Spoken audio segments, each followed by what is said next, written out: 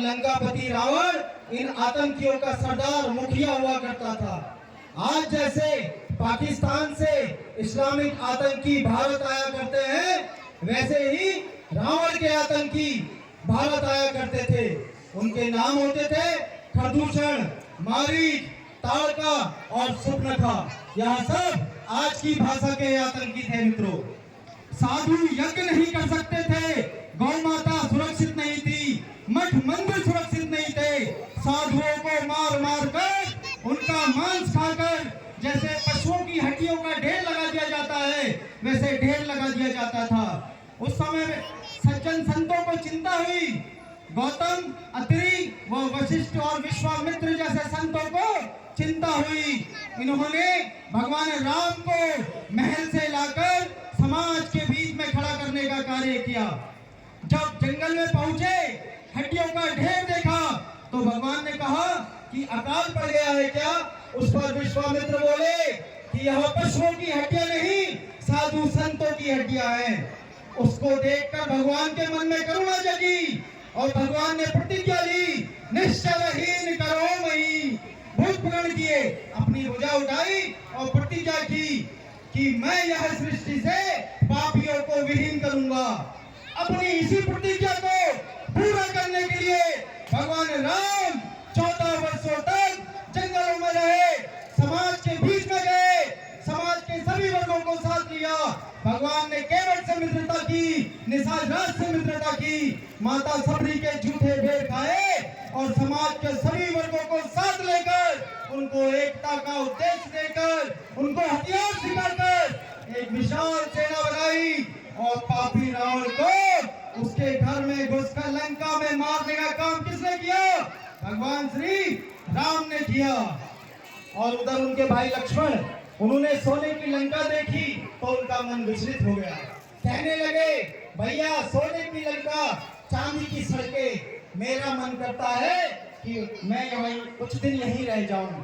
उसको सुनकर भगवान बोले कि हे लक्ष्मण, भले ही लंका सोने की हो, चांदी की सड़कें हो, पर मुझे प्रिय नहीं है। क्यों?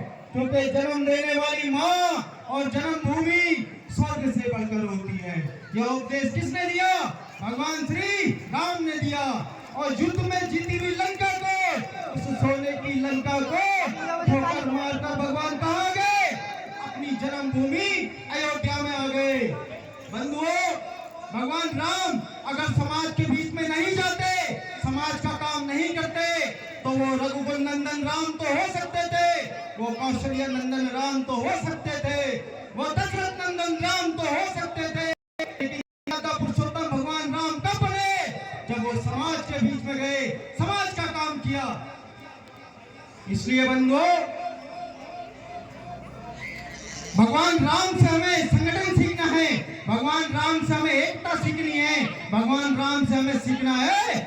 जब 14 वर्षों का वनवास हुआ, भगवान ने गद्दे छोड़ दिए, मखमल के वस्त्र छोड़ दिए, सोने चांदी के आभूषण छोड़ दिए, एक चीज थी नहीं छोड़ी। क्या थी वो? हम भगवान का चित्र देखते हैं, क्या है भगवान के हाथ में?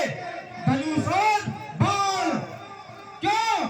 क्योंकि भगवान जानते थे कि कुछ पापी लोगों को, कुछ जिहादी लोगों को मंत्र से कोई बात समझ में नहीं आती, यज्ञ से कोई बात नहीं समझ में आती। यह जिहादी रावण, कुंभकर्ण, मेघनाद, ऐसे पापी लोगों को कौन समझाते हैं? ऐसी पापी लोगों को समझाते हैं अस्त्र और शस्त्र। इसलिए बंधुओं, हमें भगवान राम की तो पूजा करनी ही चाहिए, साथ साथ उन अस्त्र और शस्त्रों की भी पूजा करनी चाहिए जिन शस्त्रों के आधार पे भगवान ने इतनी बड़ी विजय प्राप्त की। पूजा नहीं करेंगे तो शक्ति नहीं रहेगी, और शक्ति नहीं रहेगी तो आज जैसे हमारे देश के टुकड़े हो गए। हम हर वर्ष होली मनाते हैं, भक्त प्रहलाद हिरण्यकश्यप वध के लिए भगवान नरसिंह अवतार हुआ। आप में से कोई मुझे बताए, कहाँ हुए भक्त प्रहलाद? कहाँ हुए नरसिंह अवतार? हमको नहीं पता, क्योंकि हिंदू समाज का दुर्भाग्य है कि हम बातों को बहुत जल्दी भूल जाते हैं। भगवान नरसिंह अवतार हुआ मुलिस्तान में, जिसका वर्तमान नाम मुल्तान है। मुल्तान कहाँ है? भारत में नहीं है, पाकिस्तान में है। भगवान राम के पुत्र लव ने लाहौर बसाया। लाहौर कहाँ है? पाकिस्तान में है। भगवान राम के दूसरे पुत्र कुश ने कुशपुर बसाया। उसका वर्तमान नाम कुशुर है। कुशुर भी भारत में नहीं है।